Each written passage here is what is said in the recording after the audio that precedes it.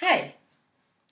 So today I'm going to be discussing the second icon in my list of three icons and how they would have reacted to the COVID-19 pandemic and how it's being handled. I don't speak from the point of anyone in the medical field. I don't speak from a scientific point of view.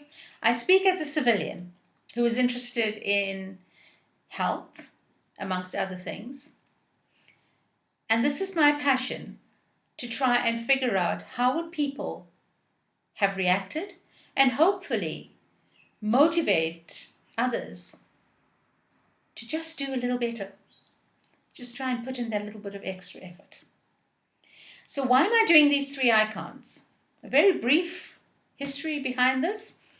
On the 7th of June 2020, we commemorate the 7th of June 1893, when Gandhiji was thrown off onto the platform out of the train from the first class compartment at the Petermaritzburg station.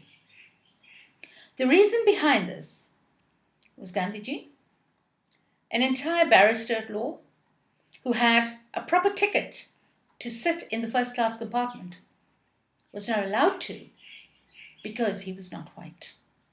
So that is deemed the night that changed the world. And if you'd like to know more, feel free to inbox me and I will give you the details for this webinar that's being hosted in Petermaritzburg on the 7th of June 2020 at 5 p.m. South African time.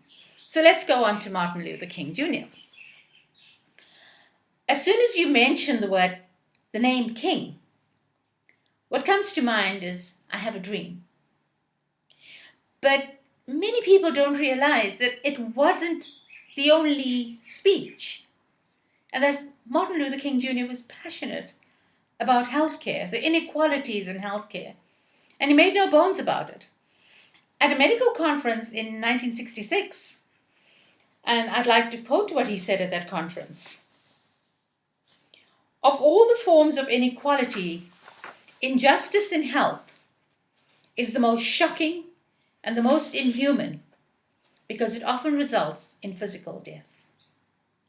So after this, national criticism ensued because this activist, 2 years after he won the Nobel Prize, dared to articulate such stuff. The head of the FBI, J. Edgar Hoover, labeled him the most dangerous man in America. It's amazing how they label all these passive, intelligent people, activists, dangerous. So this makes me wonder whether there is more danger in being or having an intelligent mind than there is in physical assault. It's amazing what a brilliant mind can do and how threatening others can find it. Just a thought, just something to think about. I'm going to acknowledge the source of this article now, because it would be an injustice for me not to. And this came from a Chicago document. And the authors, well, it's a commentary actually. Martin Luther King Jr.'s fight for healthcare equity must continue. So the two people responsible for this brilliant article, Dr. Brian Williams, who's an associate professor of trauma and acute care surgery at the University of Chicago Medical Center, and the Reverend Dr. Michael W. Waters. Now, Dr. Waters' title, it just sparked cause of concern. When I read it out, I think you would understand why. He is the lead pastor of the Abundant Life African Methodist Episcopal Church in Dallas. A bit sad that race or ethnicity should have been added to that title. Just my opinion. Why did it have to be African? In any way, why did it even have to have that in the title?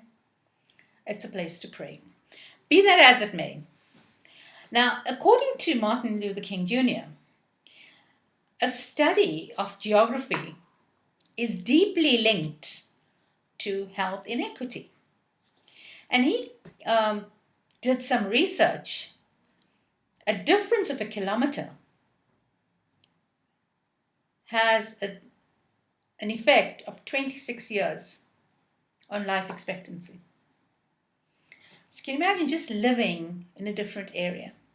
Now, why am I bringing this up?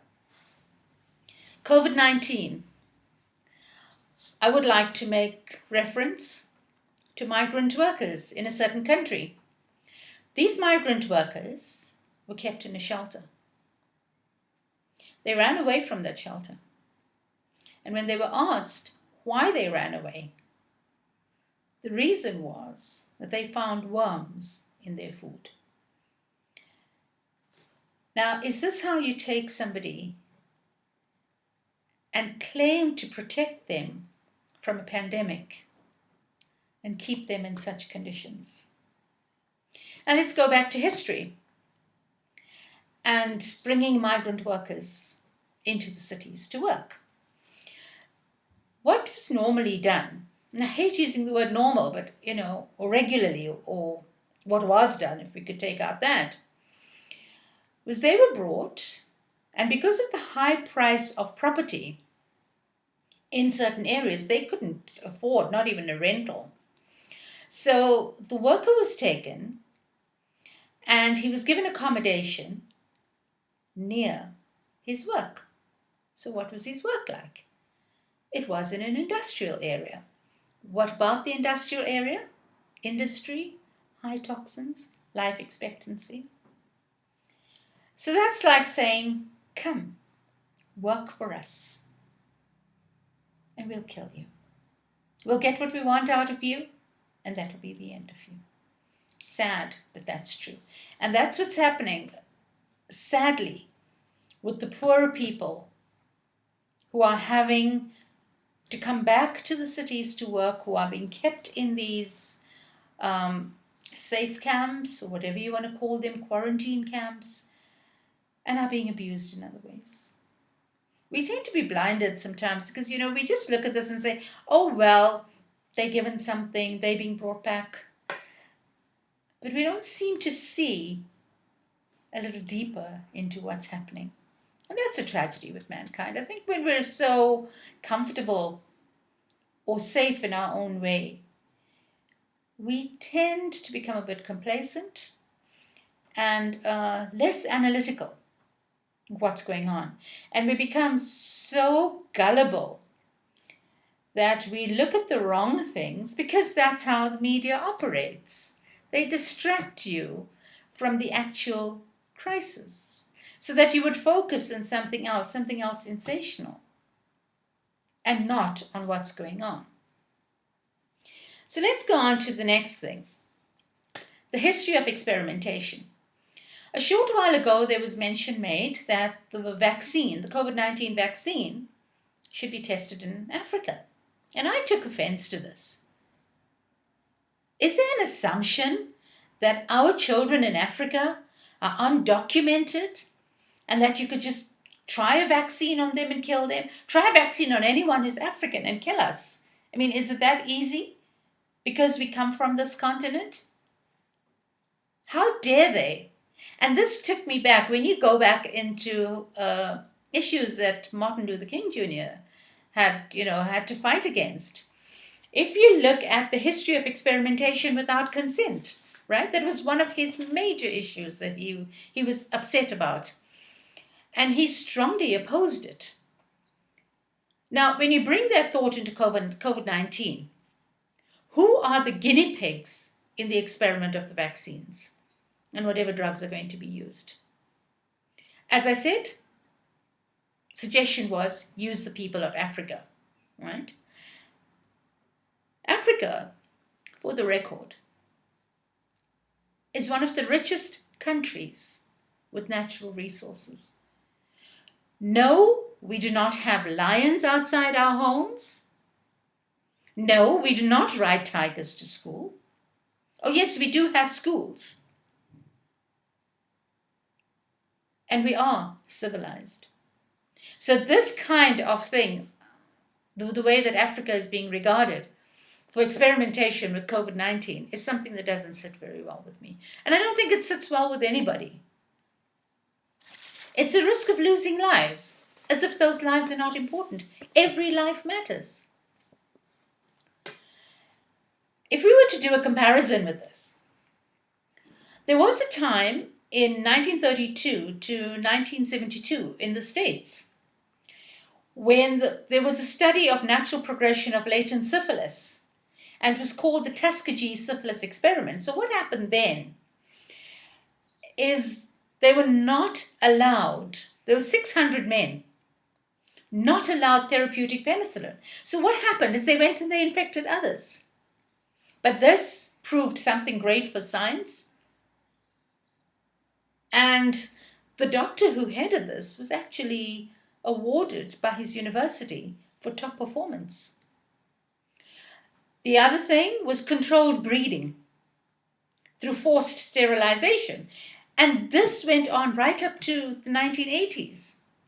So there's a parallel that I draw here between what Martin Luther King Jr. was totally opposed against and what some people or some organizations are assuming can be done to deal with COVID-19. So nearing his death, King was deemed unfavorable by 60% that voted on a poll. However, closer to that time, 90% voted him as a favorable person. And the second most admired person in the 20th century. And this was behind Mother Teresa. As we celebrate his legacy, we should embrace his view on health. Health inequity is not on. And if we respect his legacy, we should make every effort to further this goal of creating a just society for all. King dared to criticize health inequities, and although his life had ended while he was building bridges across racial and ethnic divides, his dream of proper health care for all should not end. Because if raising his voice against persistent health inequality made King a dangerous man, then I think we should be proud to add our names to those lists. Health inequality remains amongst the greatest injustices of our time. And as King penned in his letter from Birmingham jail, injustice anywhere is a threat to injustice everywhere. Like King, let us commit ourselves anew to eradicating these death-dealing realities. Until justice rolls down like waters and righteousness like a mighty stream. Much love, and I hope I've given you some thoughts to work on.